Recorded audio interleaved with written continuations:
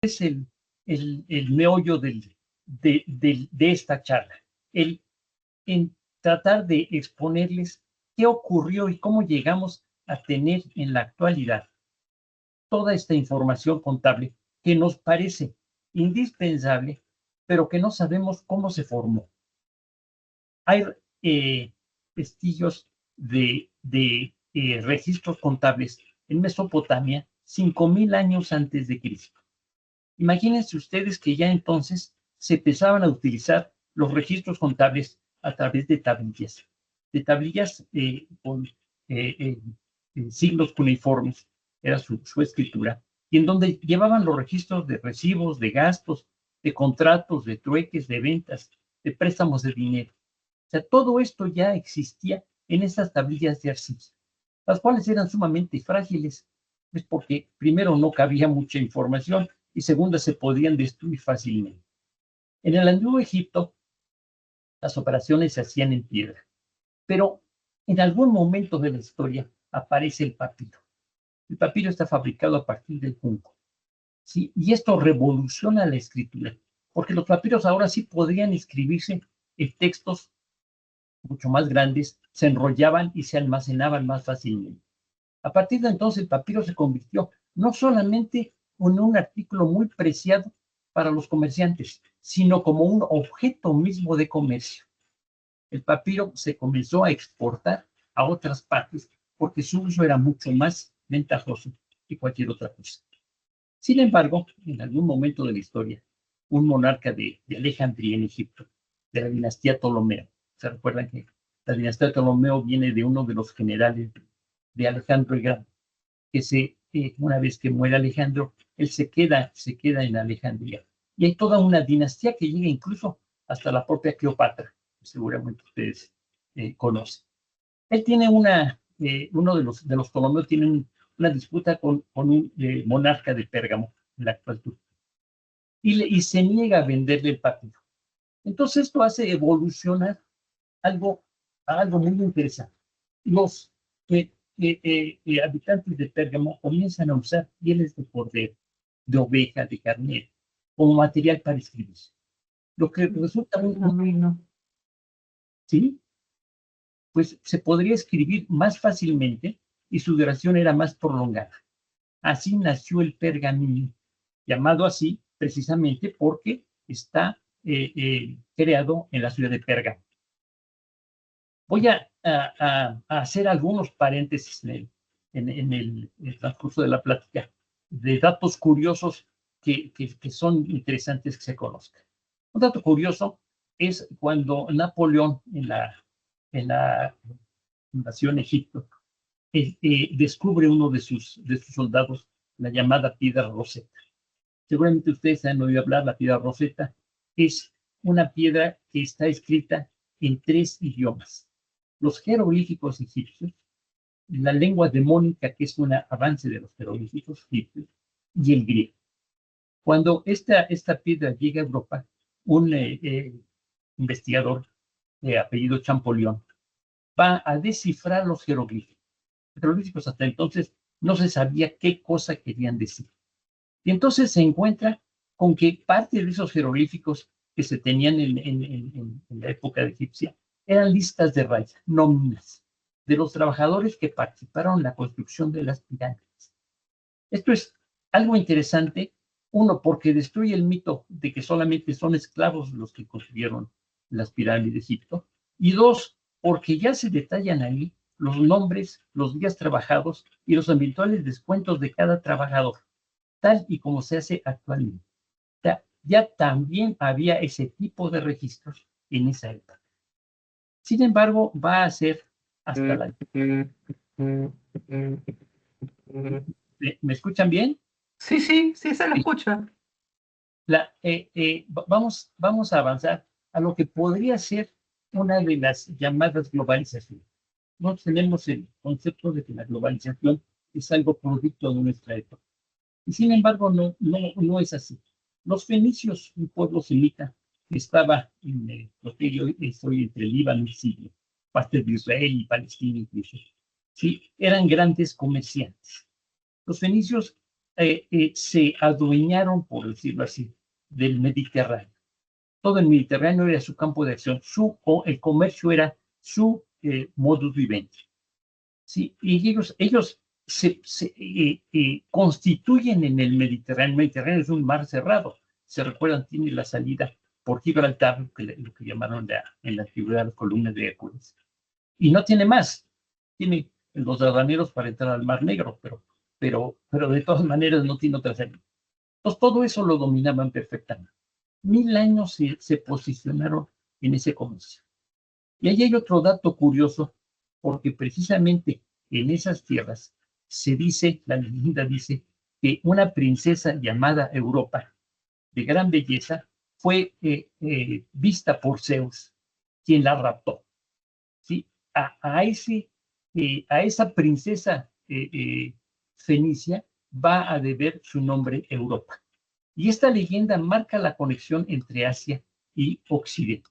Este es solamente un dato curioso para, amenizar un poco esta plática. Por otro lado, los fenicios tenían una gran habilidad para el comercio, dominaban todo y tenían diferentes bases en el Mediterráneo. Los fenicios comenzaron llevando sus registros contables como buenos comerciantes en escritura cuneiforme, que es la que conocían y la que tenían a partir de la Mesopotamia. Pero más adelante ellos diseñan el alfabeto fenicio. Este alfabeto fenicio les permite registrar transacciones comerciales, deudas y bienes con gran facilidad. El alfabeto fenicio va a revolucionar completamente la forma de comunicarse por escrito. El alfabeto está básicamente hecho en base a letras consonantes. Ellos no usaban las vocales. Esto van a hacerlo más adelante los egipcios.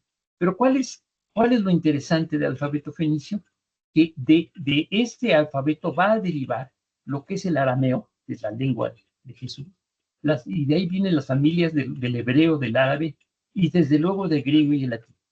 El griego después lo va a adoptar, lo va a perfeccionar y va a avanzarlo ya no con una situación eminentemente o con un afán eminentemente comercial, sino literal. De ahí deriva el latín, y de latín, como todos sabemos, derivan todas las lenguas, los romances y parte de las otras lenguas que se hablan en Europa.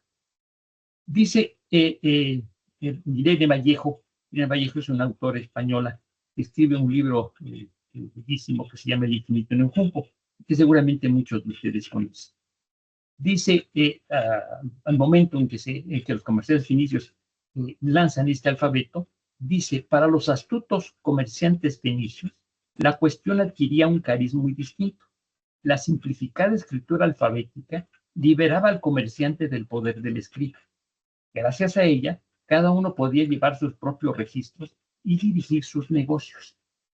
Anteriormente, dada la complejidad de la escritura, solamente los escribas, los especialistas, llevaban esos registros. A partir de ese momento, quedan en libertad para hacerlo cualquiera. En otras palabras, dice, el alfabeto fenicio no satisfizo primeramente una necesidad literaria, sino una necesidad comercial. Los fenicios necesitaban una forma de registrar sus transacciones comerciales. Entonces, aquí comenzamos a ver cómo la información financiera va a estar dentro de toda la actividad comercial, toda la actividad económica que se da en el mundo antiguo. Este alfabeto consonántico de los fenicios, consonántico porque solo usa consonantes como mencionamos, va a revolucionar todo. Tenían 22 consonantes. Tenían una escritura que era de derecha a izquierda. Era muy simple y eficaz. Tenía una gran influencia porque es precursora de otros muchos alfabetos, tal como los conocemos ahora. Tenía una representación gráfica. Por ejemplo, la letra Aleph se representaba un puesto. La letra Bet representaba una S. Los fenicios utilizaban un sistema contable de partidas simples. Más adelante veremos que ustedes conocen perfectamente la partida de y cómo se define a partir de la se anotaban las fechas y descripciones de transacciones financieras de cada operación que llevaban a cabo. Se requería una lectura minuciosa de cada línea para determinar si debería añadirse o deducirse el impuesto. En otras palabras, tenían cargos y abonos en una misma columna, y unos se sumaban y otros se restaban. ¿Sí? Ustedes, como estudiosos de la contabilidad, saben lo que eso significaba y lo complicado que podía ser. Se requería una lectura minuciosa de cada línea para determinar si debía añadirse o reducirse. Los fenicios perfeccionaron los sistemas contables implementados por los egipcios y se encargaron de difundir. Además, eran expertos en el uso de cuentas y balances, y los ayudaba a mantener un control sobre sus finanzas. Su enfoque en la contabilidad los facilitó prosperar en el comercio marítimo y establecer rutas comerciales a lo largo del Mediterráneo. Más adelante empieza ya a surgir los imperios que van a empezar a dominar el mundo antiguo del Mediterráneo. Está desde luego Grecia y posteriormente Roma. Y en ambos casos se perfeccionan las técnicas contables, especialmente con el uso de la escritura y la organización de datos. Las técnicas contables en Grecia y Roma eran bastante interesantes y reflejaban la evolución de la administración y el comercio, la necesidad de llevar registros para poder realizar operaciones y tener el control de las mismas. En Grecia la contabilidad era más rudimentaria. Se centraba principalmente en la gestión de las finanzas públicas y privadas. Recuérdense que Grecia estaba compuesta por ciudades-estado. Las predominantes eran Atenas y Esparta, pero existían otras altas. Entonces, lo importante era cómo llevar el control de sus ingresos y gastos y cómo llevar el control de los tributos que cobraban a otros pueblos.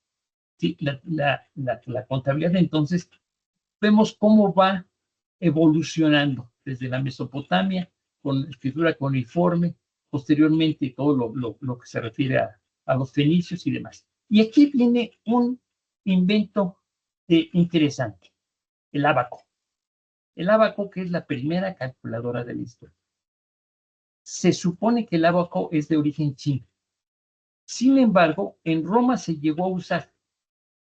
¿Cómo llegó de China a Roma? No se sabe. Seguramente hubo relación comercial en algún momento. Pero fue una herramienta clave para realizar cálculos y llevar registros contables. Como dato curioso, como paréntesis, en varios pueblos, en varias naciones, sobre todo asiáticas, se continúa a enseñar el ábaco, el manejo del ábaco, en las clases de matemáticas para operaciones básicas. Los ordenadores, los tablets, los smartphones, todos los instrumentos que ustedes conocen, pueden competir con el ábaco. Un ejemplo muy recién. Ustedes saben que hace unas semanas hubo un apagón en España y Portugal. Este apagón puso de manifiesto la fragilidad de los sistemas que tenemos. Luz se fue, los semáforos no funcionaron, los trenes, sobre todo eléctricos, se pararon, los elevadores ni se diga. La gente no podía ir a pagar porque no servían las cajas registradoras. Todo estaba colapsado. Imagínense ese paraíso. Es más, la gente no podía comprar porque no llevaba dinero. Todo el mundo llevaba tarjetas de crédito, de débito, que no funcionaban si no había electricidad. Esto nos da idea de la fragilidad y cómo, si hubieran sabido manejar el ábaco, habría sido salvación, porque la mayor parte de la gente, la que compraba y la que cobraba, no sabían ni sumar ni restar. De repente se dieron cuenta que las nuevas generaciones tienen problemas para hacer las operaciones básicas. Bien, regresamos a nuestra plata. Es simplemente dato curioso. ¿Sí? En Egipto, sabemos, lo importante era llevar el registro contable de cosechas, de impuestos y de tributos. ¿Sí? El concepto de entrada doble comenzó a darse de manera muy incipiente. Los romanos la desarrollaron un poco más. De hecho, el concepto de partida doble no es una invención de Luca Pacioli, seguramente ustedes oyeron hablar en sus clases de contabilidad, que más adelante abordaremos, sino comenzó a desarrollarse paulatinamente.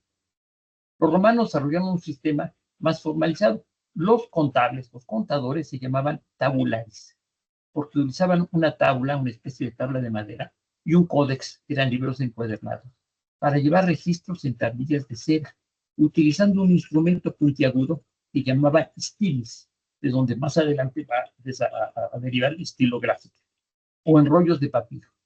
También implementaron el uso de cuentas por partida doble, los que le permitió tener un mejor control sobre sus finanzas, utilizando un sistema de contabilidad que incluía registros detallados de ingresos y gastos. Esto ayudaba a gestionar sus finanzas. Imagínense que el Imperio Romano, que abarcaba, o llegó a abarcar prácticamente todo el Mediterráneo y parte de Asia, el cercano oriente, tenían que controlarlo tenían que controlar su economía para poder cobrar sus tributos. Los romanos desarrollaron sistemas extraordinariamente eficientes. Un ejemplo, cuando la Sagrada Familia, Jesús, José y María, tienen que ir a Belén a censarse, porque los romanos los obligan a ver un censo de toda la población. Sí, ellos tienen que irse a su aldea de origen para que puedan llevar a cabo el censo. O sea, esto les da idea, que nace Jesús, ¿sí? Esto les da idea de cómo los romanos tenían control, tal vez rudimentario en nuestra forma de ver actualmente, pero que les funciona. Y cómo lo llevaron, Otro aspecto que vamos a tocar es qué ocurre en la Edad Media. ¿Cuál es la contabilidad? Un poco para marcar el contexto, ustedes se recuerden, la Edad Media comienza en el año 476 d.C., con la caída del Imperio Romano de Occidente. Esto hace que la capital Roma sea trasladada a Bizancio, que por el emperador Constantino. En honor a él, la ciudad de Bizancio va a cambiar de nombre por el de Constantinopla. A partir de entonces comienzan a desarrollarse ya muy paulatinamente los diferentes países, las diferentes naciones en Europa. Ya no es Roma la predominante, ¿sí? Ya los bárbaros, que no lo eran tanto, ¿sí? Llegaron a asimilar la civilización romana, la cultura romana, y a generar sus propios países. Y así van a nacer todos los países de Europa. No es el propósito ahorita abundar en eso, pero un poco para marcar el contexto. Aunque la contabilidad se remonta, como mencionamos, a épocas muy antiguas, en la Edad Media se formaliza más, especialmente porque ahí comienza el auge del comercio y las ciudades. Un poco más adelante veremos cómo el comercio efectivamente se va a desarrollar y se va a extender hacia Asia. El caso clásico que ustedes conocen es el de Marco Polo. Sí, los famosos viajes de Marco Polo a la China de Kublai Khan, el nieto de Genghis Khan. Y para ello necesitan llevar una serie de registros que les permitan ir viendo si las operaciones o si las empresas que están llevando a cabo les son rentables. Más adelante veremos, Luca Pacioli va a aparecer, ¿sí? El famoso fraile que estructura la partida. Pero ya llevaban libros de cuentas. Los comerciantes medievales llevaban sus libros de cuentas para poder ir registrando las transacciones que tenían y tener un control sobre deudas y créditos. Muchas de las operaciones que hacían, los hacían a crédito. Entonces tenían que tener una forma de saber cuánto le debía a cada quien y cuándo debía pagarle y de qué manera podían presionar para eso. En los monasterios, los monjes eran responsables de la contabilidad. Ellos llevaban un registro detallado de las donaciones, de los gastos, de la economía dentro del monasterio. Ustedes se recordarán que muchos monasterios eran generadores, productores de ciertos artículos. ¿sí? Por ejemplo, seguramente han oído hablar de la bebida de Chartres, una bebida francesa a base de hierbas, que inventan los monjes y que llevaban un estricto control, ¿sí? No se hacían trampa, no podían darse un trago de Chartres si no se percataban de quién había sido y que lo había, el que lo había hecho, el que lo había hecho. Las ferias medievales son otro evento importante en el comercio. Y ahí la contabilidad otra vez juega un papel crucial para organizarlas. Todo esto va a llevar a una segunda institución, una segunda organización que aparece prácticamente en la Edad Media, y aparece muy remotamente en otras épocas, pero en la Edad Media se da la banca, el desarrollo de la banca. O sea, no podemos pensar en contabilidad, no podemos pensar en información financiera, no podemos pensar en un sistema de crédito si no consideramos a esa institución que es la banca. Y la banca original era el señor que se sentaba con una banquita en el piso, su silla, y se ponía a hacer transacciones. Y cuando los negocios no funcionaban, ¿sí? Rompía su banca. De ahí el bancarrota.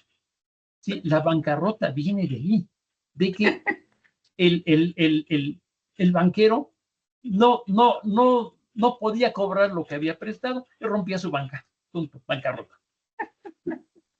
El registro en latín. Originalmente todos los registros contables se llevaban en latín, lo que hacía que la contabilidad fuera un campo reservado para aquellos que tenían educación. En la Edad Media, y precisamente por esa evolución de latín y aclaración de latín vulgar, no de latín clásico. El latín vulgar es el que da origen a todas las lenguas romances. Llámese italiano, llámese francés, llámese catalán, llámese español, llámese portugués, llámese rumano.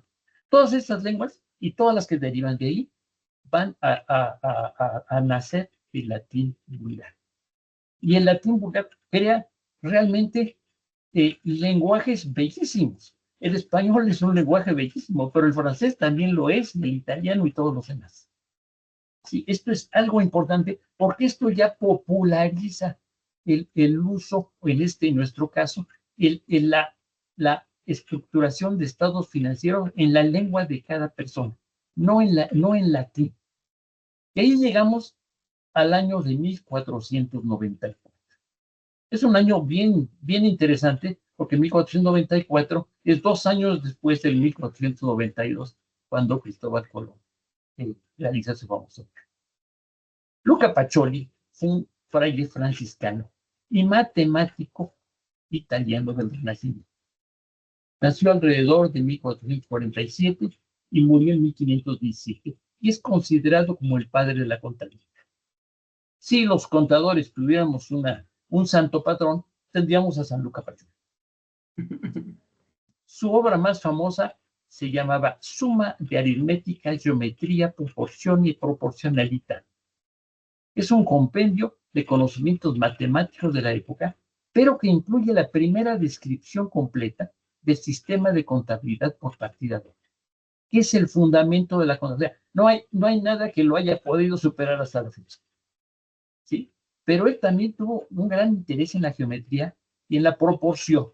Ahorita vamos a abundar en eso porque es un personaje realmente interesante. Los registros se realizaban en el libro de contabilidad, donde se anotaban las transacciones de manera detallada. Cada entrada tenía un débito y un crédito. Esto ya no lo abundo porque lo conocen perfectamente, ¿sí? De ahí van a tenerse una serie de documentos básicos como recibos, facturas, todo tipo de respaldo de transacciones. Y todas estas técnicas permitían a los comerciantes y a los banqueros llevar un control más preciso de sus ingresos y gastos. Dentro de su obra, Suma de Aritmética, está en el tema o en el capítulo 11, Particularis et de Computis Scripturis, en donde nos deja en 36 capítulos cómo se estructura la contabilidad, que hasta la fecha sigue siendo la base. Él habla de 4 libros para registro: inventarios y balances, borrador o comprobante, que no se usa, diario y mayor. O sea, ahí los famosos libros de contabilidad van a surgir. Y sus reglas son: no hay deudor sin acreedor. La suma que se adeuda a una o varias cuentas ha de ser igual a la que se abona. Todo el que recibe debe ser la persona que da o entrega. Todo valor que ingresa es deudor y todo valor que egresa es acreedor. Toda pérdida es deudora y toda ganancia es acreedor. Todos estos conceptos que ustedes conocen perfectamente ya los describe Luca Pacioli en su famosa. Y hay un punto ahí que hacemos como dato cultural.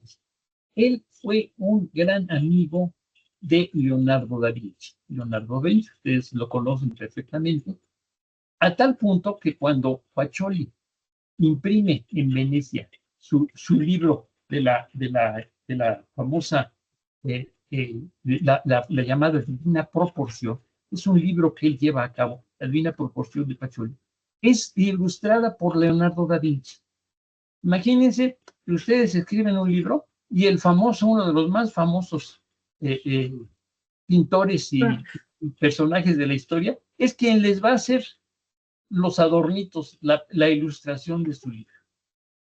¿Sí? Además, hay un biógrafo de Da Vinci, se llama Walter Isaacson, que dice que Leonardo aprendió matemáticas gracias a Luca Pacioli.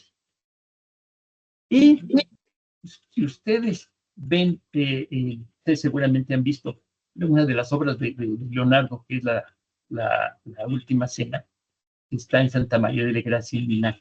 Tiene una perspectiva hacia adentro extraordinaria. Cuando tengan oportunidad, venla con calma. De hecho, esta obra se volvió muy famosa cuando se edita el Código da Vinci. ¿Se acuerdan? La novela de Dan Brown. ¿Sí? Lo que hace Pacioli es enseñarle a Leonardo, Pacioli es experto en geometría, cómo es la pintura en perspectiva. Hasta ese punto llega. Pasemos ahora a la Edad Moderna. ¿Qué pasa en la Edad Moderna? Imagínense que, ¿sí? Si tienen alguna pregunta, algún comentario, por favor, ¿no? Sí, en la Edad Moderna viene el auge del comercio. ¿Cuándo empieza la Edad Moderna? La Edad Moderna va a empezar en el año de 1453, con la caída de Constantinopla a manos de los otomanos. ¿Sí? Ahí comienza. ¿Por qué comienza ahí? Porque si se recuerdan, hay un comercio muy abundante entre Europa y Asia, en la llamada Ruta de la Seda. La Ruta de la Seda es una ruta antiquísima. Estamos hablando de aproximadamente 200 años antes de Cristo, hasta el siglo XV. Todo eso va a ser parte de la famosa Ruta de la Seda. Cuando los otomanos toman Constantinopla, Constantinopla es el paso de Asia hacia Europa.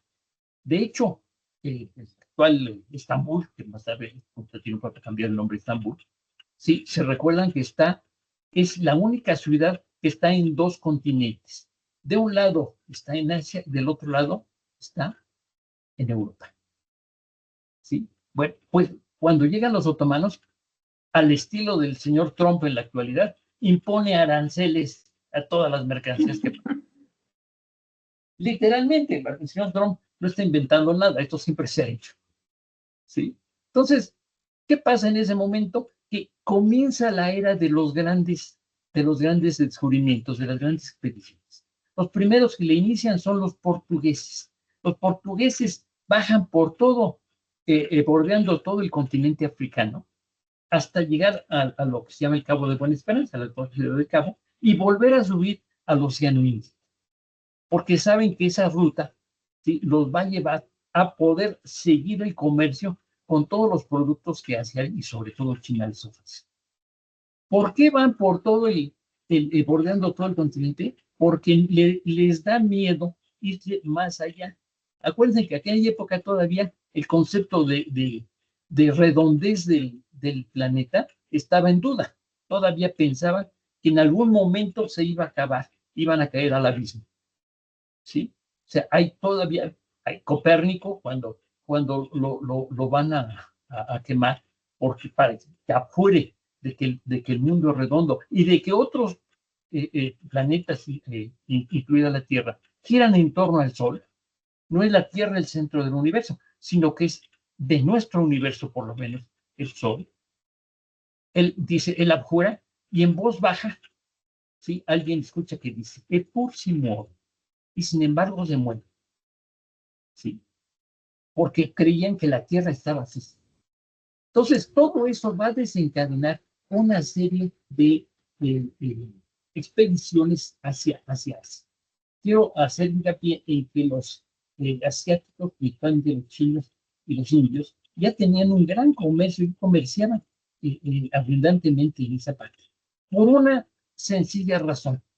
El Océano Índico, a partir del monzón, ustedes han oído hablar del monzón en la India, la época en que llegan las lluvias, a partir del monzón hay corrientes que llevan de un lado a otro del continente, desde China hasta la costa africana. Y en otra época del año, esas mismas corrientes regresan. Entonces ellos sabían que se dejaban ir y en algún momento volvían a regresar a casa, simplemente dejándose llevar por las corrientes marinas. Por eso avanza tanto su comercio. Los europeos, más miedosos, sí, después de las columnas de Hércules, de Gibraltar, no se atrevían a ir más allá. Hasta que Colón, sí, dice, ok, pero yo sí lo voy a hacer. Aquí, bueno, ahorita regreso con Colón. Simplemente doy algunos datos de lo que es la característica de la Edad Moderna. Hay un auge del comercio, la expansión del comercio internacional durante la Edad Moderna, impulsado por la exploración y después el colonialismo, llega a un aumento en la necesidad de registros contables y precisos. Los comerciantes necesitaban llevar un control riguroso de sus transacciones para gestionar sus negocios. El desarrollo de la banca moderna. Surgieron los primeros bancos modernos en ciudades como Florencia y Ámsterdam. Estos bancos introdujeron prácticas contables más sofisticadas, como la contabilidad de partida doble, para manejar depósitos, préstamos y cambios de moneda. La contabilidad pública. Es a partir de esa época que los estados ven la necesidad de llevar su propia contabilidad. Finalmente, los gobiernos, en la época no es como ahorita nosotros estamos pagando impuestos, pero esperemos que haya una reciprocidad en cuanto a la aplicación de esos impuestos. En la época se pagan tributos y la clase dominante, la clase aristócrata, la clase monárquica, hacía lo que se le daba la gana con el dinero. Ya no, bueno, espero que ya. Sí. La revolución industrial. La revolución industrial va a marcar la pauta. ¿Por qué?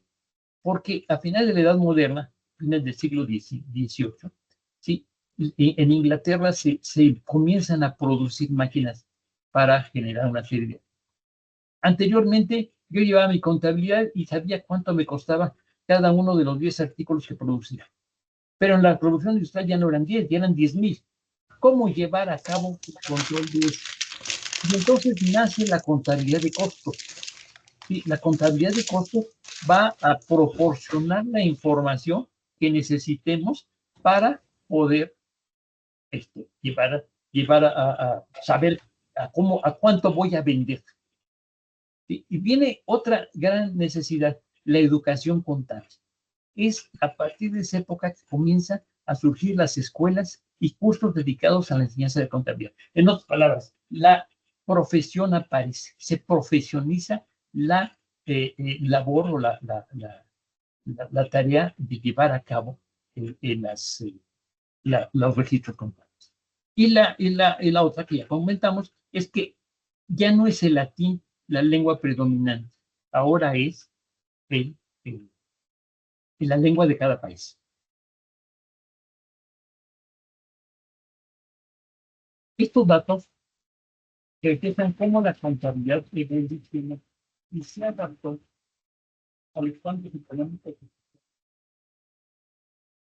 Es el, el, el comercio lo que va a impulsar al mundo, ¿sí?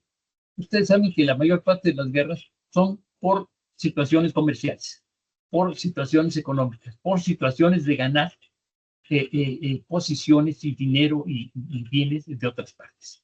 ¿Sí? La guerra es un gran negocio. Lo fue antes y lo sigue siendo. ¿Sí? Entonces, ¿cómo hacer que toda esta evolución del mundo, todo el surgimiento de nuevas rutas comerciales, de nuevos países, de más gente que consume, ¿cómo lo voy a controlar si no es a través de la evolución misma de la contabilidad? Y para ello necesito la banca. La banca, tal como la conocemos hoy, ha evolucionado a lo largo de muchos siglos y no se puede atribuir a una sola persona. Es una evolución normal. Los primeros sistemas de banca se remontan a civilizaciones antiguas. Los babilonios ya realizaban actividades de préstamo y cambio de bienes. En la Edad Media, los banqueros italianos, especialmente en ciudades como Florencia, Venecia o Génova, jugaron un papel crucial en el desarrollo de la banca. Así, en resumen, la banca es el resultado de un proceso histórico colectivo.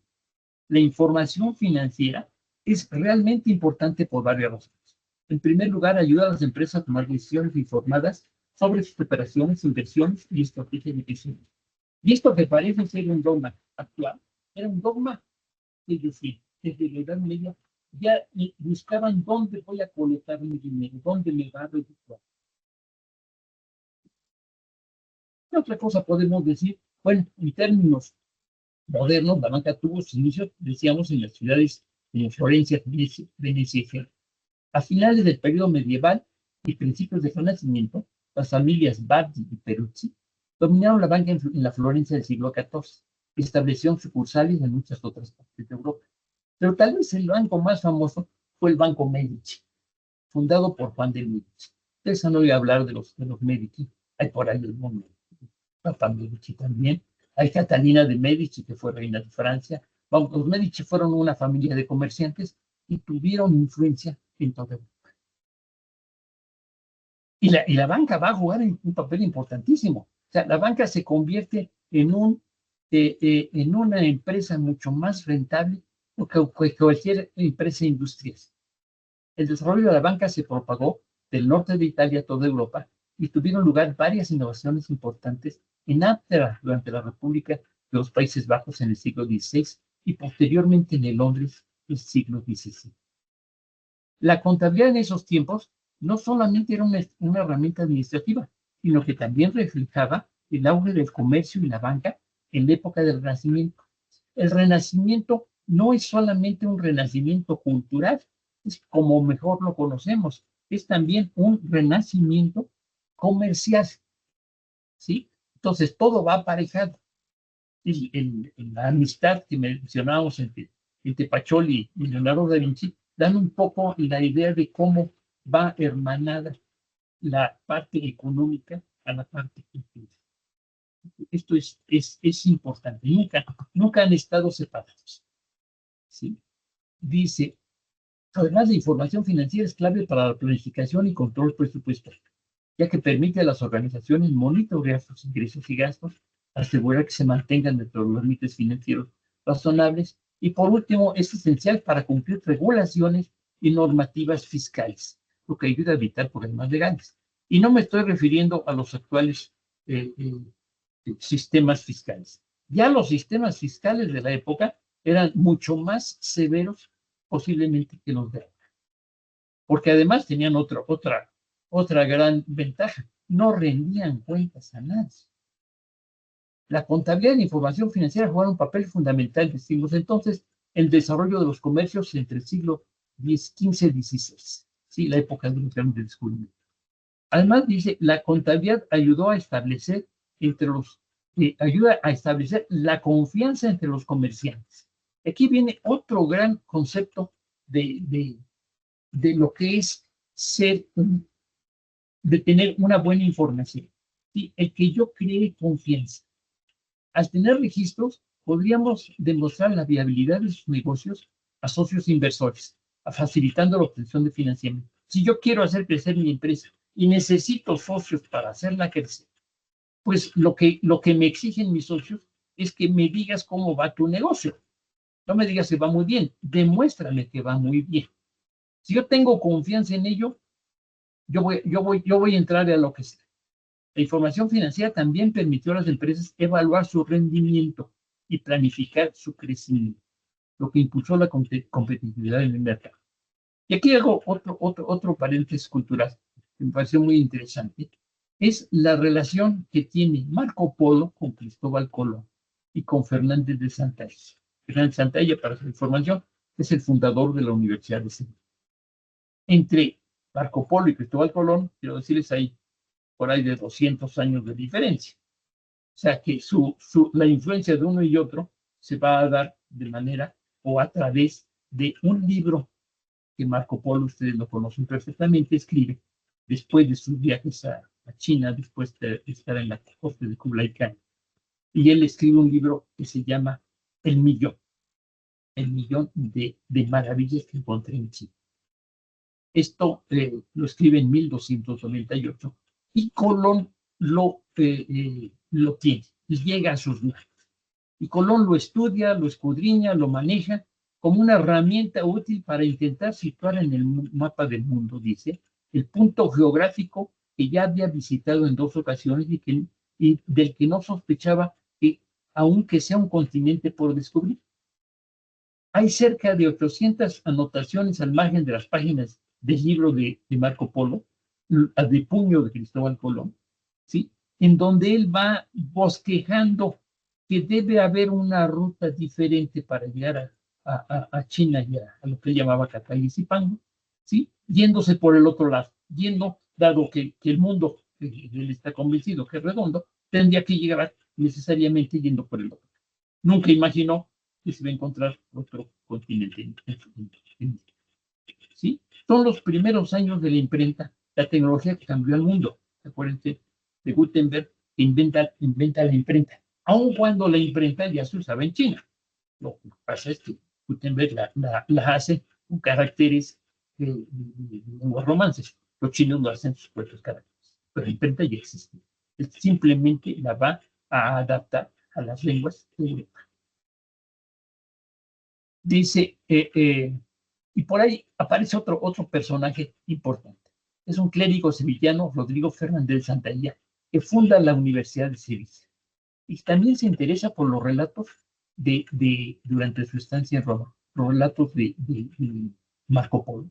Marco Polo, si no lo sabían, cuando regresa a Venecia, su patria, su ciudad, Venecia entra en guerra contra Génova y él va a estar en prisión un buen rato, y ahí conoce a un personaje que se llama Rustichello de Pizza, al cual le dicta su famoso libro. O sea, es Rustichello el que hace la recopilación, el que da el estilo y el que lleva a cabo todos los relatos que Marco Polo le da.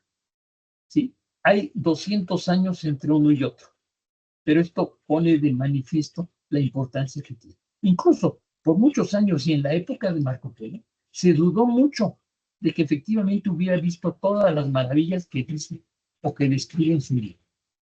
Hace unos 20 años, National Geographic llevó a cabo una expedición, ya no a caballo, ya no en todo terreno, entre un periodista y un fotógrafo. Los patrocinó para que hicieran el recorrido de la ruta de la seda, desde Venecia hasta Medellín. Y entonces se encuentran con algo bien interesante. Muchas de las cosas que narra Marco Polo en su libro las encuentran, sea a través de platillos que todavía son parte de la gastronomía de los habitantes, a través de costumbres que se tienen a lo largo de todo ese recorrido. Estamos pensando en que va a salir de Venecia, que va a entrar por la península balcánica, que va a atravesar Turquía, Persia, toda Asia Central, hasta llegar a Beijing. Y luego la pregunta era, ¿cómo le hizo en esa época? Porque además la familia Polo era una familia de comerciantes. Y en el siglo XIII, cuando él lo hace, los medios de pago más comunes eran las monedas de oro, de plata, de cobre, emitidas por Venecia, Génova. Incluso había monedas de cobre chinas que eran aceptadas por todo el mundo. Cabe recordar que en China ya se usaba el papel moneda. ¿sí? Que se llamaba yaozi. Pero la situación era que llevaba monedas. Entonces, ¿cómo recorrer todos esos lugares ante el peligro y la incomodidad de viajar con monedas o con lingotes de oro? Imagínense que van a caballo y tienen ahí su costal de monedas o de lingotes de oro. ¿Sí? Entonces comienzan a usarse las letras de cambio. O se va a recurrir al sistema comercial internacional del trueque. ¿Sí? Esto nos va a dar también idea de cómo en esa época el comercio se da. Pero o sea, además, un punto importante, la familia Polo no fueron los únicos comerciantes que llegaron a China. Esto se da a través de la ruta de la seda, veíamos a través de muchos siglos. Lo que hace famoso Marco Polo es que es el único que va a documentar todo lo que encontró a lo largo de esa ruta, o de la mayor parte de esa ruta. Otro dato curioso, a ustedes debe interesar, es que es solamente España la única en fundar universidades en sus territorios de ultramar. Esto no lo hicieron ni Portugal, ni Francia, ni Holanda. Cuando las gentes de las colonias de estos países querían estudiar, debían viajar a la metrópoli, a sus diferentes países libres. Pero en 1538 se funda la Real y Pontificia Universidad de Santo Domingo de Santo Tomás de Aquino, en Santo Domingo. Y luego le siguen la Universidad Nacional Mayor de San Marcos. Peruanos tienen una gran tradición ahí. Y la Universidad Nacional de México. Ambas en 1551. Quiero decirles que siempre se ha disputado el honor de ser la primera universidad entre Perú y México. Y en realidad fue en Santo Domingo. Y no nos peleamos. Estamos empatados en el mismo año de 1551. Viene después la contabilidad en China. ¿Qué pasaba en China? ¿Sí? Porque China es el único imperio que tiene más de 4.000 años y continúa siendo. ¿Sí? Si no, pregúntenle al señor Trump en estos momentos si alguien le tiene miedo es a China. Y si todo lo que está haciendo es por el temor a de que China se convierta en la potencia más, más importante en el siglo XXI. En la antigua China el registro contable era bastante diferente de lo que conocemos hoy. Utilizaban métodos muy rudimentarios como la contabilidad de madera, con huesos. ¿Sí?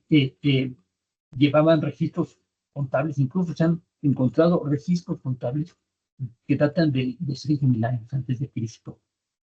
Se usaban cálculos, memorandos y registros numéricos. Se anotaban datos para auditar y controlar la madera y otros insumos de construcción. Y se usaba un primitivo sistema de partida doble durante la dinastía Tang, entre 618 y 907 después de Cristo. Empiezan luego a avanzar. En la actualidad, las normas contables de China son diferentes a las normas internacionales. Ustedes saben que para la contabilidad hay normas internacionales. Ellos tienen sus propias normas. Esto ha hecho en parte que sea acusada de que la información del tamaño y del crecimiento, del ritmo de crecimiento de su economía, a veces está trucada, a veces está falseada en favor de los chinos. ¿Sí? Y esto también les da un poco la idea de por qué para los chinos, que para otros países es una desgracia que nuestra moneda se devalúe, para los chinos es una ventaja, porque cada vez sus productos son más aceptados y más vendidos en todo el mundo. Otro punto importante, bueno, ahí abundando, ellos son los iniciadores de la ruta de la seda, ¿sí? De las rutas comerciales que conectan Asia con Europa y que llevan a cabo todo tipo de transacciones. ¿Sí? Los comercios y las ciudades a lo largo de estas rutas utilizan diferentes métodos para llevar un control de sus intercambios, que incluían el uso de documentos escritos, recibos, contratos. Estos registros eran importantes para asegurar la transparencia y la confianza de las transacciones. así como llevar un seguimiento de las mercancías que se intercambiaban como seda, especies y otros productos. En otras palabras, el comercio se daba fluidamente en el mundo. O sea, la globalización, decíamos hace unos momentos, que creemos que se da en nuestra época, existía desde entonces, obviamente en diferentes escalas, en diferentes contextos y a diferentes ritmos, pero finalmente era una evolución del comercio y que conectaba a países de todos lados. Sí, hay un punto que es bien importante, porque la ruta de la seda está reviviendo la China. Y ustedes saben que ya hay una ruta de la seda que está tratando de rescatar para conectar los diferentes países. El caso de América del Sur, hace unos cuantas semanas, Colombia se adhiere al proyecto de ruta de la seda. Pues el último país que lo hace. Tengo entendido que Perú también ya está ya firmado convenios para llevarla. Un punto importante es que la contabilidad permite el desarrollo de sistemas de crédito y financiero.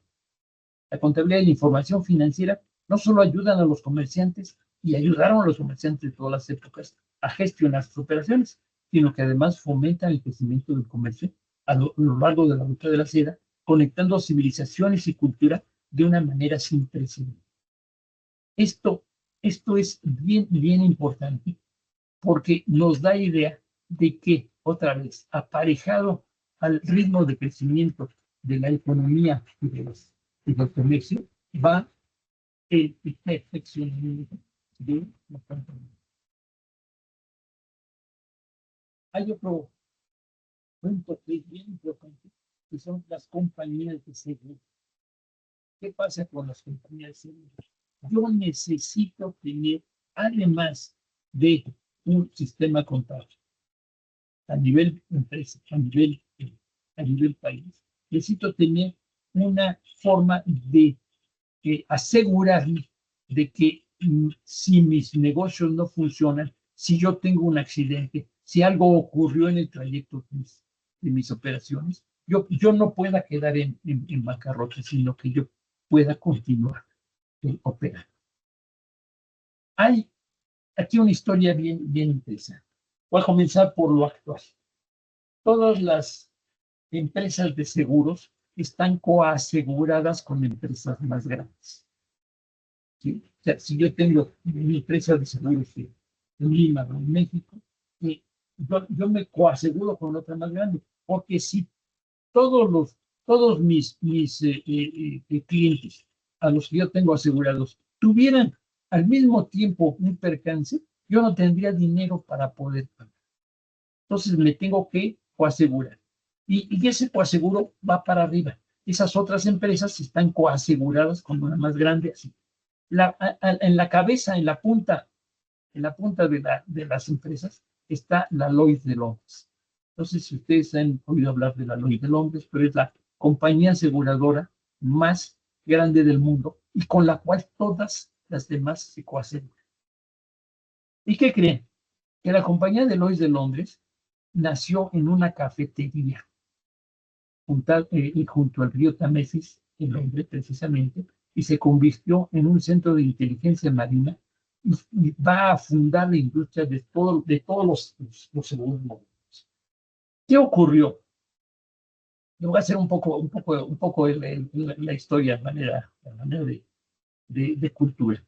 ¿Sí? Esto comienza, aunque ustedes no lo crean, en Etiopía, con el descubrimiento por un pastor al que se llamó Ali arbitrariamente. Cuando ve que sus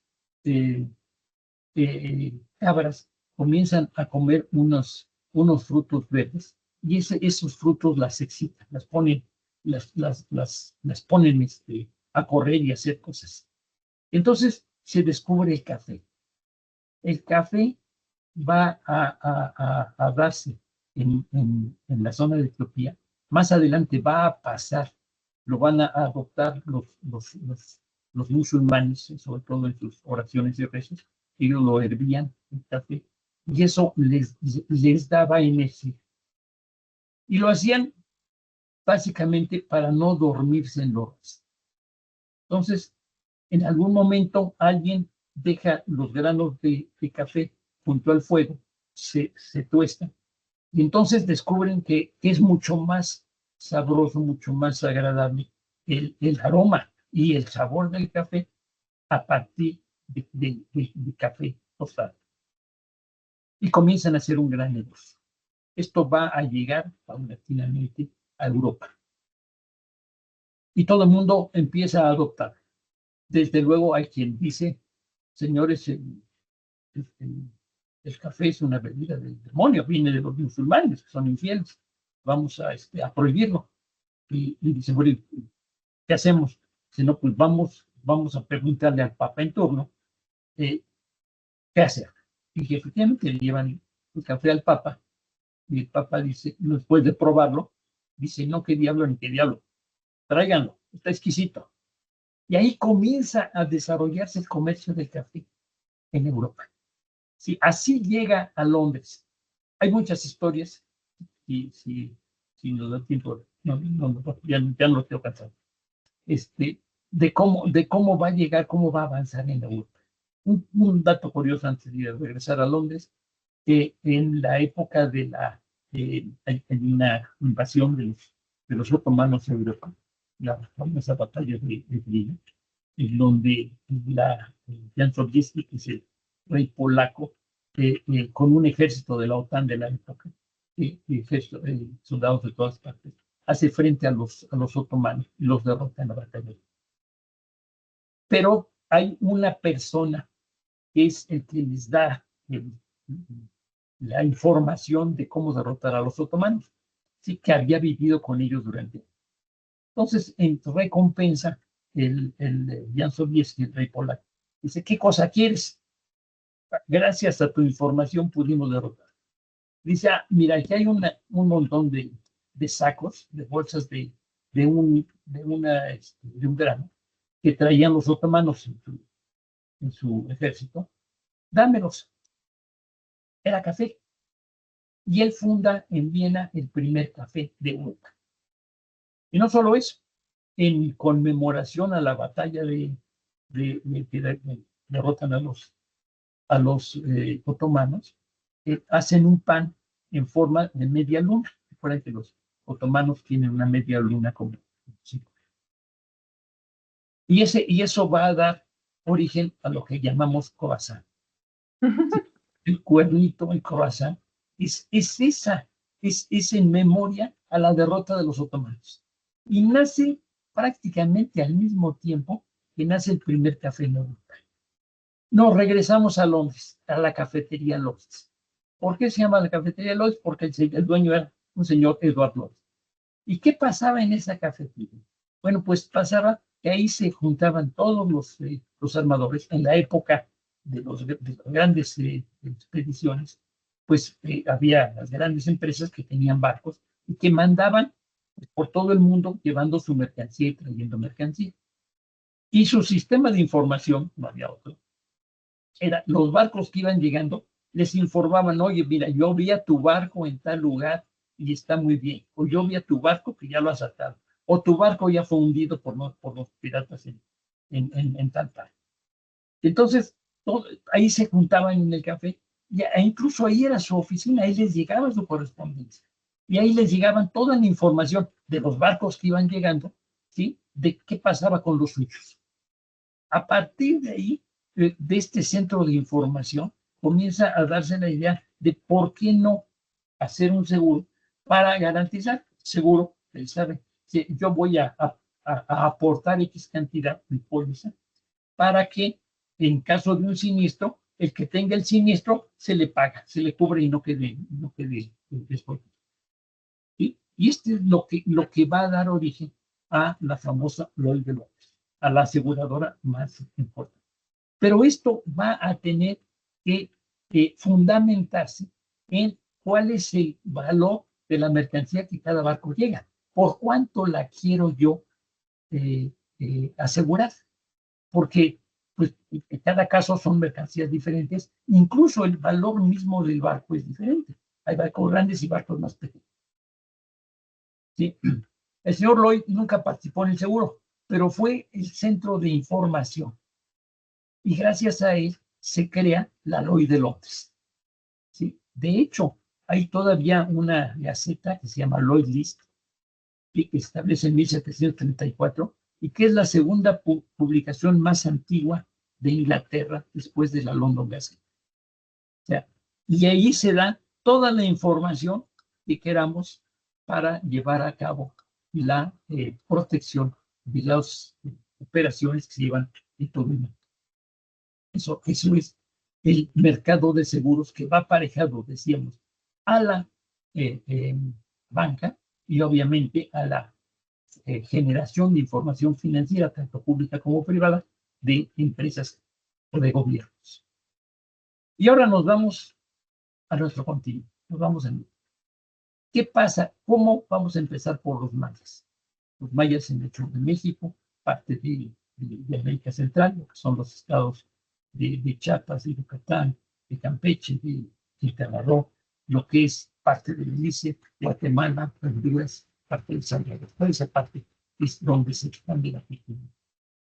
Los mayas utilizaban un sistema de escritura jeroglífica y contaban con un sistema numérico vigésimo, que hay más de 20. Este sistema se representaba por puntos y barras, y en cada le daban un valor a cada punto y a cada barra. Y otra cosa que es muy importante en el sistema de numeración maya es que ellos son los primeros en América que utilizan, que inventan el concepto de cero, que lo representaban otra vez. Y tenían un sistema de astronomía y de medición del tiempo extraordinario.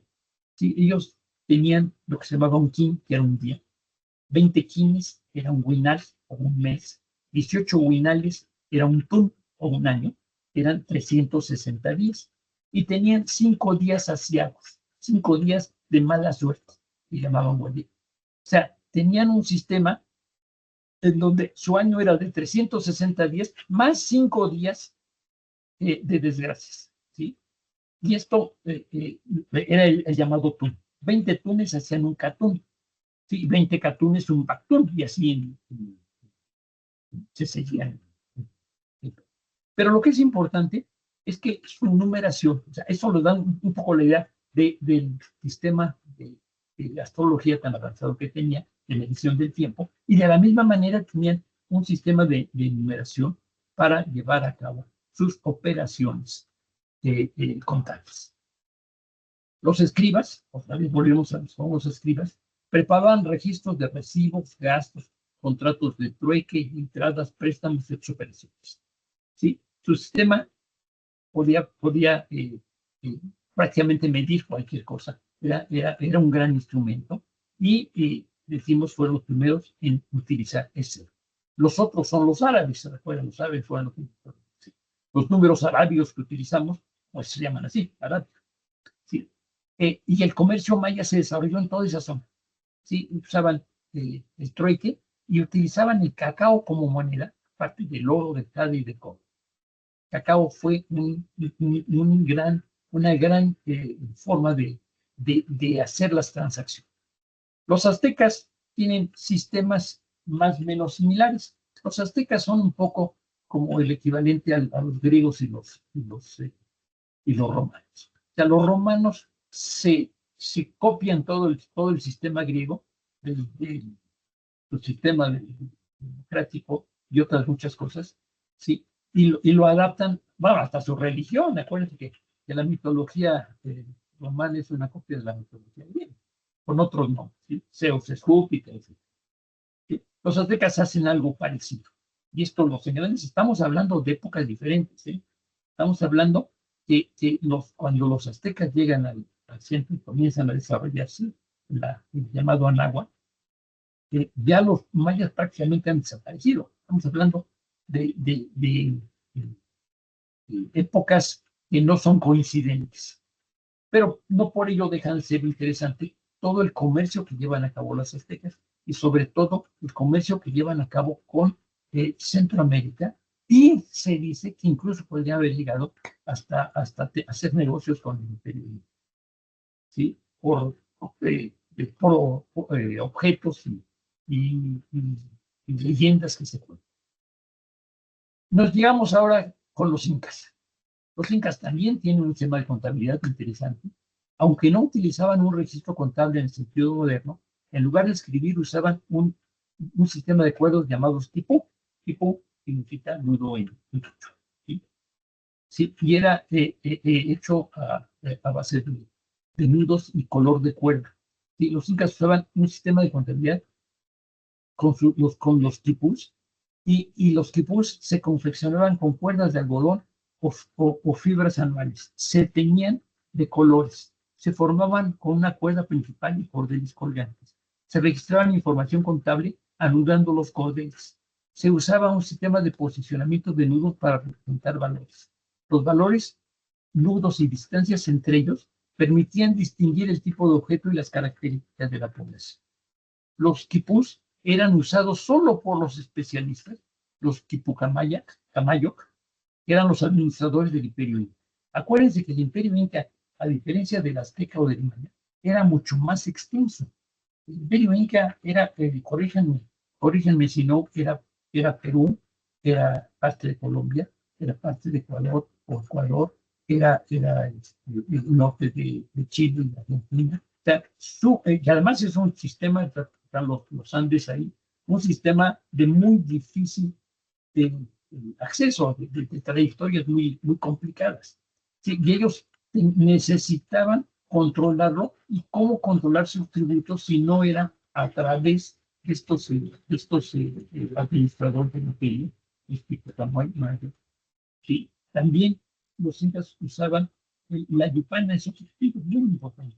La yupana era un tablero con casillas distribuidas en filas y columnas, que si ustedes lo ven, tiene una gran similitud con el arco. ¿Cómo llegó? ¿Cómo lo inventaron? ¿O por qué llegaron a las mismas conclusiones? No lo sé. ¿Sí? Pero es impresionante cómo el abaco va en sus diferentes etapas. No siempre fue como lo conocemos ahora, va evolucionando. Pero sí fue un instrumento de medición para hacer operaciones. Y que para el caso del comercio sirvió muchísimo. En síntesis, la América precolombina, la tributación, en la América precolombina, la tributación y otras formas de reconocimiento que de los señores naturales estuvo presente desde épocas muy antiguas. Hacia el posclásico, entre el 900 y el 1521, llegan los españoles, los imperios nativos de Mesoamérica y los Andes se expandieron con gran fuerza y sometieron a muchos otros señoríos y reinos, haciéndose de una gran cantidad de súbditos y controlando diversos sistemas tributarios. ¿Sí? Y el sistema tributario, decíamos, va a ser en función a que yo tenga una contabilidad y sepa cuánto cobrar. Tengo que ir en proporción a la generación de riqueza que en cada caso se tiene. Llegan los españoles y los indígenas quedaron como vasallos libres, pero sujetos al pago de tributos, y aparece la figura de encomienda en el caso de México. Desconozco si también en el caso de Perú la figura de encomienda, los comendadores reciben tributos de las diferentes poblaciones indígenas que les tocan porque se reparten. No lo sé, pero en el caso de México la encomienda funciona. Ahí hay tal vez una gran diferencia. Recuérdense que en el caso de México, Hernán Cortés, que es el conquistador, va a ser lo suficiente hábil para estar en buenos términos con el virrey en turno. En el caso peruano, el asesinato de Francisco Pizarro, prácticamente al término de la conquista del Perú, va a trastornar todo eso. El paso no es tan fácil. Incluso, si no mal recuerdo, un hermano de Pizarro intenta coronarse, ser monarca del Perú, independiente del Imperio Español. Pero bueno, esa es otra historia que ustedes conocen mucho mejor. ¿Qué es entonces, en resumen, la información financiera? Él dice, es como el mapa que guía a las empresas y a los inversores en el mundo económico, ayudándolos a navegar y tomar decisiones acertadas. Lo que es importante es tratar de estandarizar las políticas financieras de las empresas. ¿Sí? cualquier informe, cualquier estado financiero que yo vea de una empresa en Perú, en México, en Australia, en Nueva Zelanda, yo pueda entenderla, independientemente del idioma que esté, pero yo verla y entenderla. ¿Sí? Esto debería ser un poco como la música. Si yo tengo las notas de música de cualquier partitura, no importa lo que yo hable, no importa, o sea, yo puedo tocar esa partitura si sé, si conozco y puedo tocar un instrumento. Sí, es un idioma universal. En el caso de la contabilidad se intenta hacer eso, no se ha logrado. Sin embargo, se trata de unificar a través de normas internacionales. ¿Por qué es importante la información financiera? Y aquí ya llegamos un poco a nuestra época. Uno, porque para tomar decisiones necesito tener información para poder hacerlo. La información es básica. Si yo no tengo información, no puedo tomar decisiones. Dos, o tomo decisiones malas. Dos, eficiencia y productividad. En el mundo laboral, la información adecuada ayuda a optimizar procesos y recursos. Con información clara, los equipos pueden trabajar de manera más eficiente, evitando errores y atributos. Tres, conocimiento y aprendizaje. La información es la base del conocimiento. En la educación, por ejemplo, el acceso a la información actualizada y relevante es crucial para el aprendizaje y el desarrollo personal. Cuatro, innovación y creatividad. La información impulsa la innovación. Al conocer las tendencias del mercado, las necesidades de los consumidores y los avances tecnológicos, las empresas pueden desarrollar nuevos productos y servicios. Lo vemos actualmente con toda la forma como se está llevando a cabo en la actualidad el avance tecnológico, la inteligencia artificial, la data analytics, etc. Transparencia y confianza. En el ámbito social y político, la información es clave para la transparencia. Cuando las personas tienen acceso a información clara y veraz, se fomenta la confianza en las instituciones. Esa palabra confianza es probablemente la base de todo. ¿Sí? Fiducia en italiano es confianza. El fiducia va a derivarse financiero, finanzas, etcétera, fiduciario, etcétera. Todo esto es porque debe estar en base a confianza. Si no es en base a confianza, no funciona. Y adaptación y resiliencia. En tiempos de cambio o crisis, la información permite a las personas y organizaciones adaptarse rápidamente a nuevas circunstancias, ya que proporciona el contexto necesario para entender la situación. En resumen, la información es un recurso valioso que impacta todos los aspectos de nuestra vida, desde la toma de decisiones hasta la innovación y la construcción de confianza. Sin ella sería difícil avanzar y prosperar en cualquier área. Sí, resulta curioso conocer la forma en que las casas de bolsa de los diferentes países calculan el valor de las acciones que manejan a través de complicados cálculos y dando puntual seguimiento a la información financiera de cada empresa que cotiza. Y que de repente una decisión externa, lo estamos viendo con el cual el presidente de Estados Unidos, puede destruir lo que ya se había construido. En otras palabras, ninguna información financiera, por bien formulada que esté, resiste a esta palabra, desconfianza. Si yo entro en desconfianza, se desmorona todo. Lo vimos en las crisis del 29 en Estados Unidos, lo vimos en las crisis de 2008-2009 en Estados Unidos, que después se extendió a Europa. Y lo estamos viendo con los aranceles de Trump. Todo lo que se ha formulado en base, seguramente, a una muy buena información financiera, en base a una excelente contabilidad, ¿sí? La desconfianza puede destruir. Esta es un poco la idea que tengo yo para transmitirles y para darles la importancia que ha tenido a través de los años, a través de la historia, a través de los diferentes imperios que han existido en este planeta. El tener una estructura contable que proporcione información financiera y que permita tomar las decisiones adecuadas. Por mi parte es todo. Muchas gracias. Gracias, profesor Loren. Muy interesante la charla. nos ha remontado por toda la historia hasta justamente el origen del papel, porque ese libro que mencionó es un libro que también he tenido la oportunidad de leerlo, ¿no? Y Poco, sí, sí, claro. El infinito en un junco. La idea es que, yo creo que resumiendo lo que dijo, o sea, la información ordenada es lo que va a permitir esta toma de decisiones. Y mientras mayor información se tenga de las empresas, mayor capacidad va a tener la persona que toma una decisión, siempre y cuando, como dijo usted, sea esta una información que esté objetiva, que sea clara, que sea real, ¿no? Porque también pueden darnos cualquier información y si no reconocemos que hay algo errado en esa información, pues la decisión también va a estar errada, ¿no? No sé, chicos, si tienen alguna pregunta, Cela, alguna duda. ¿Cómo vería usted? Yo tendría una pregunta, o sea, ¿cómo ve el futuro de la contabilidad ahora con el tema de la inteligencia artificial? Fíjese que yo creo que una de las grandes preguntas que nos hacemos todo el mundo, porque todavía la asimilación de lo que es la inteligencia artificial, el alcance que esté teniendo, no está del todo claro. O sea, no sabemos a dónde va a llegar.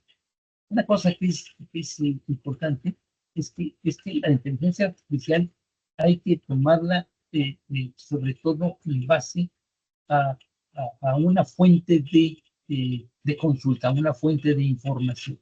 Sin embargo, la inteligencia artificial está avanzando demasiado rápido, no solamente en términos de la propia tecnología, incluida la cantidad de energía que consume para poder generar eso, que es otro, sino también en base a eh, a la reglamentación que debe darse para no abusar de ellos. Yo creo que en el caso yo veía hace unos días hospital que están por inaugurar en China, en donde prácticamente los médicos veían por su ausencia. ¿Sí? La inteligencia artificial va a dar los diagnósticos, ya no hay médico. ¿Sí? Entonces, Impersonal. sí, sí, y entonces uno se pregunta, yo entiendo que un médico, y pongo ese ejemplo porque es tal vez muy claro, un médico en base a su experiencia puede tener, no sé, 50, 100, 200, 500 casos en lo largo de su vida profesional de operaciones de una determinada especialidad. La inteligencia artificial va a procesar 10,000, 50,000, 100,000, todos los casos que se le ocurran para poder dar un diagnóstico. ¿Sí? No solo un diagnóstico, sino también el tratamiento, sino también probablemente a través de robótica la operación, vamos a llegar a eso, ¿sí? La operación misma, ya se hacen operaciones a distancia. ¿Sí? Entonces, en el caso de la información financiera, pues indudablemente que va a eh, facilitar, a agilizar la información. Imagínense ahorita el caso de los aranceles de Trump. ¿Sí? A nosotros nos está causando mucho temor porque nuestra economía, a diferencia del Perú, está estrechamente relacionada con la economía americana y con la canadiense. No solo eso, en términos de, de, eh, de tener un tratado de libre comercio. No, el punto es que los productos que se hacen en México en proceso pasan a Estados Unidos, se les da otra modificación, vuelven a regresar a México para seguir su proceso. O sea, hay productos que pasan hasta 12, 14 veces la frontera para llegar a tener, sí, y es una locura. Entonces, si usted dice que voy a aplicar un arancel a un producto por la parte que no está hecha en Estados Unidos, es una locura, ¿sí? La inteligencia artificial podría ayudar. A Podría, identificar qué parte fue y qué parte no. sí, qué tornillo fue y qué tornillo no. Sí, es una locura. O sea, en la frontera los aduaneros están volviéndose locos. ¿Sí? No saben cómo aplicarlo. Y vamos, no estoy hablando de una empresita que tiene poco control de su... No, estoy hablando de grandes multinacionales. ¿Sí? Tenemos otra pregunta del profesor Loren, Rainiero, por favor. Sí, muchas gracias, Janet. La verdad que muy, muy interesante la disertación del profesor Lauret. Efectivamente, mi pregunta iba también en línea con el tema de la inteligencia artificial, pero enfocada a las normas internacionales de información financiera, ¿no? Normalmente las normas nos han sido, eh, digamos, han regido la profesión contable para, digamos, encauzar un poco nuestro análisis, ¿no? Frente a una situación en específico. Pero ahora, digamos que con la inteligencia artificial creo que ya todo está eh, mucho más pragmático, ¿no? O sea, mucho más conectado. Uh-huh. ¿Cómo ves esta parte de nuestra evolución como profesionales contables o financieros en la aplicación de las normas teniendo de la mano a la inteligencia artificial? A ver, para empezar, yo separaría lo que es lo contable, que ya puedes hacerse sin necesidad incluso de personal, ¿sí? Con lo que es lo financiero, o lo financiero que va a, a, a producir la inteligencia artificial, pero que cada quien en lo particular, cada empresario, cada jefe de empresa, cada dirigente, va a tomar sus decisiones en base a esa información, como siempre lo he hecho. Simplemente es una información más sofisticada. ¿Sí? Yo tengo, o sea, cuando yo tengo que tomar la decisión de mi empresa, ¿sí? Yo puedo decir, mi empresa viene muy bien, mi empresa se ha colocado, está ganando mercados, está vendiendo muy bien, etcétera, etcétera. Pero la pregunta no es esa. La pregunta, ¿va a ser lo mismo en lo futuro? O sea, ¿qué cosa va a cambiar en el futuro que puede afectar a mi empresa?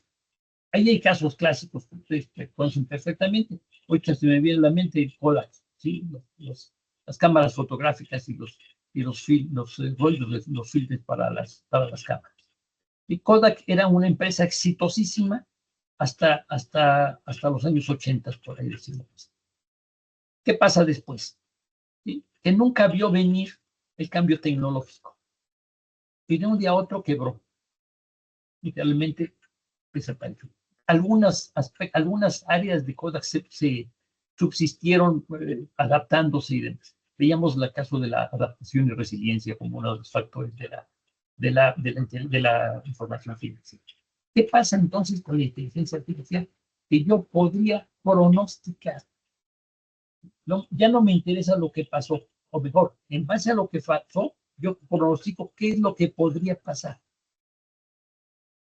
Viene la pandemia en el año 20, seguramente ustedes la sufrieron como todo.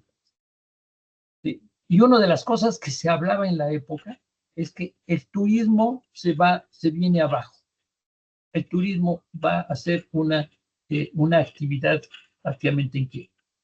¿Qué es lo que ocurrió? El turismo se intensificó. Y ustedes me podrán decir, oye, pero es que ya puedo ver en la pantalla otros países, ya no tengo necesidad de viajar, va. ¿Sí? Eso es. Pero ¿qué ocurrió? Que habría que ver psicológicamente por qué la gente está viajando más. Y a lo mejor una posible respuesta es, ¿por qué? Si ya vi que en una pandemia yo voy a tener limitaciones para conocer, para desplazarme, etcétera, pues ahora que puedo lo hago. ¿Sí? Ya no es un aspecto meramente financiero o contable, ¿sí? No, es un aspecto de actitud. Entonces, ¿cómo adivinar qué va a pasar? O sea, ¿cuál va a ser la tendencia? En eso nos puede ayudar la inteligencia artificial, es lo que indica. Sí, la inteligencia artificial nos puede dar tips. Nosotros tomaremos la decisión, ¿sí? Pero nos puedes decir vamos, yo tengo un laboratorio farmacéutico y entonces de repente veo que lo que viene no es el que yo produzca cierto tipo de medicamento, sino que produzca medicamentos personalizados para cada tipo de organismo. Y que además lo produzca a costo que la gente los pueda adquirir. No tiene sentido. ¿Me explico? No sé si doy respuesta. O sea, la inteligencia artificial sí puede ayudar mucho, pero no lo es todo. Ok, Sí, muchas gracias. gracias. Gracias, profesor Loren. Chicos, ¿alguno tiene alguna otra pregunta? A ver, de los presentes.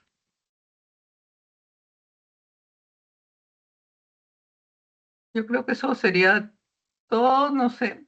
Simplemente, profesor, agradecerle por la charla, por la disertación.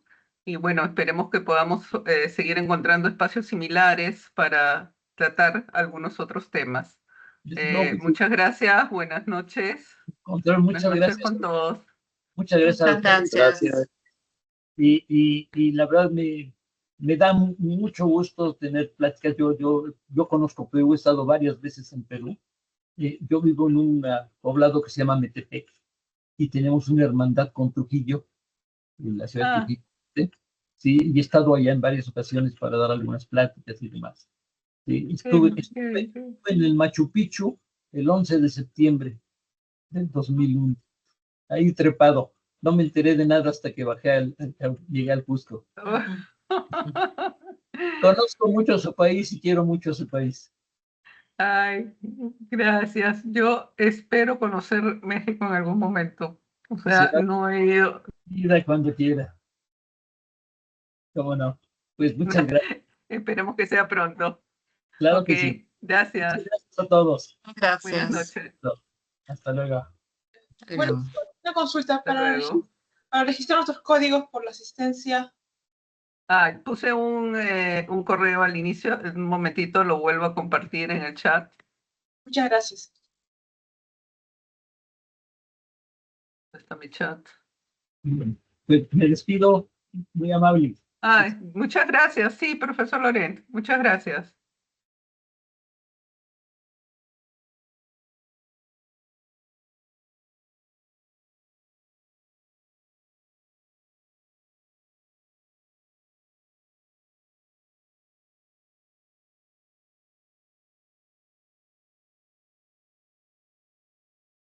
Recuerden que para lo de la nota de desempeño tienen que agregar en la actividad un resumen o un mapa mental de la charla.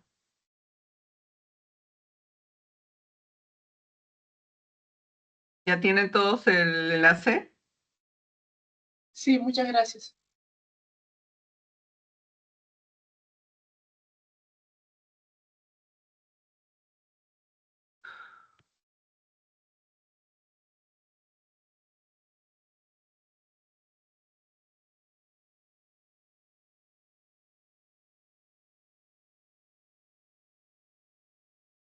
Todavía no puedo mandarlo, se va a descargar más adelante.